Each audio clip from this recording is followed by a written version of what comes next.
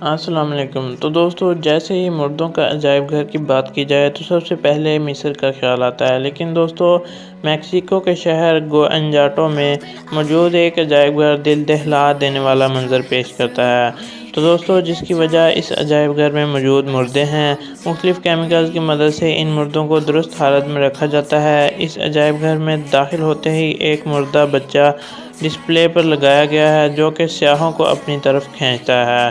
تو دوستو، گوانجاٹو شہر 19ویں صدی میں ایک چھوٹا سا کان کنی والا قصبہ تھا۔ تو دوستو 19ویں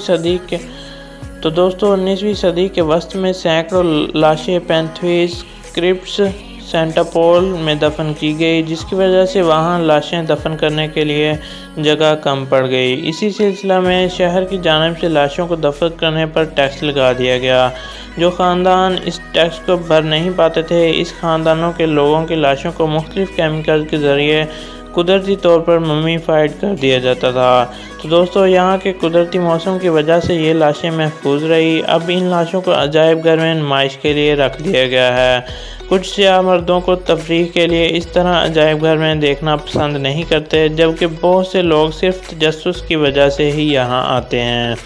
تو دوستو، خاندان کے ساتھ اس جگہ پر جانا بالکل بھی مناسب نہیں ہے، کیونکہ کچھ مردے ننگے حالت میں یہاں موجود ہیں۔ اس عجائب گھر میں داخل ہونے کے لیے آپ کو $50 پیسے ادا کرنے ہوں گے، جو کہ تقریباً $2.61 بنتے ہیں۔ یہ روزانہ صبح 9 بجے سے لے کر شام 6 بجے تک کھلا رہتا ہے۔